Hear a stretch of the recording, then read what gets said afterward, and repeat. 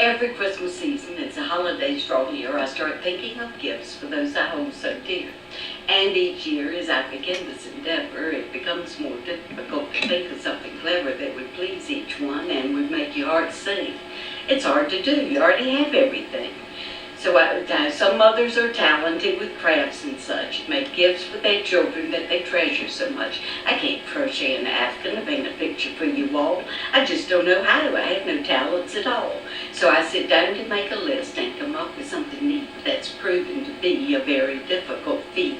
I think, but lacking inspiration, I finally give up, and in pure desperation, I get in the car and head for the mall, hoping to find the perfect gift for each and all. The stores all look so festive, decorated for the season. All these Christmas trappings are here for a reason. They're trying to get you to spend all your money on things nobody needs. Now I'm telling you, honey, it becomes more obvious as I go down the aisles that the merchants are using all of their wiles to tempt you to buy things you're going to use a few days. Then they're all packed in boxes and just take up space. But this year I'm determined not to be enticed. I'm going to get you each something really nice. Maybe Lauren would like a bracelet to dangle from her arm. I get Craig a nice sweater to keep him warm, but wait, that wouldn't be any fun. Both of these things I've already done. A dress for Susan, should the skirt be short or long? I better not get it, it might be all wrong. Maybe for her I'll just forget about clothes. I've always given up a Barbie, I suppose. Maybe Don would like a shirt to match the color of his eyes, but I'm not at all sure about the style of the size. A jacket for Chris, should I get black or brown?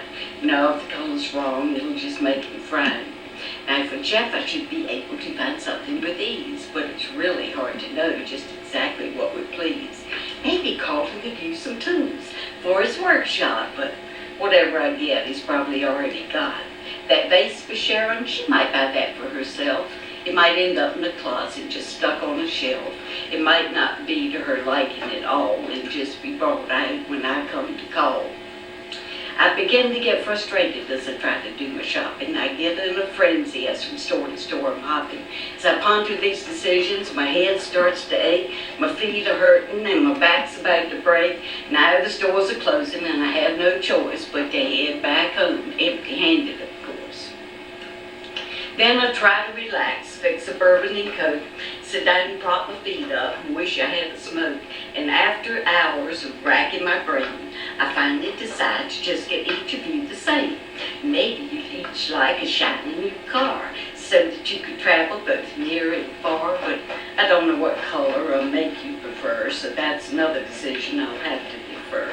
Maybe you'd all like a nice mountain retreat, but no, the cost of that would simply be too steep.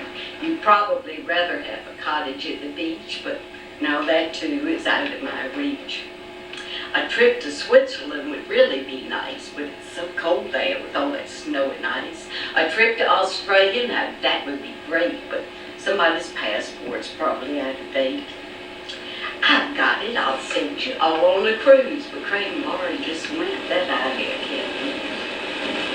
A week in New York for dinner and a show, and to see a good play might make your eyes glow. But then you've all got your pets to worry about, because that's another idea I'll have to strike out.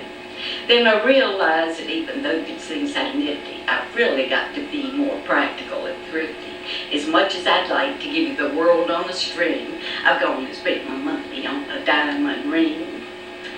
So I finally decide to get you each a nice card that expresses my true feelings. But no, that's too hard. I couldn't do that. That's just not me. A Christmas without presents under the tree.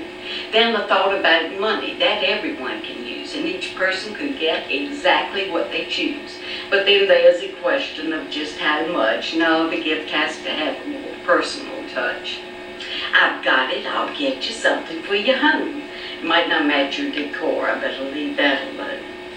When I go to bed at night and I can't get to sleep because I'm in such a quandary, instead of counting sheep, I try to be creative, so I assume the identity of my alter ego, Sister Serinity. The result of my insomnia is this tape that you see to make you smile and to satisfy the hand in me.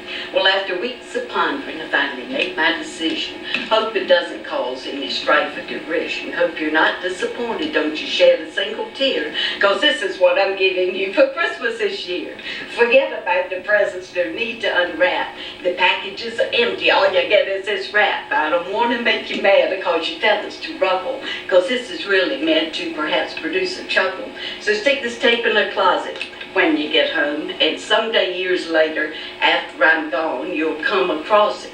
Don't throw it away. Put it in the VCR and turn it on play, and you'll start remembering the fun that we had, even though I'll admit my rapping's really pretty bad. Now, if you think this is dumb, you can blame it on Susan. When it comes to foolishness, you won't catch that gal snoozing.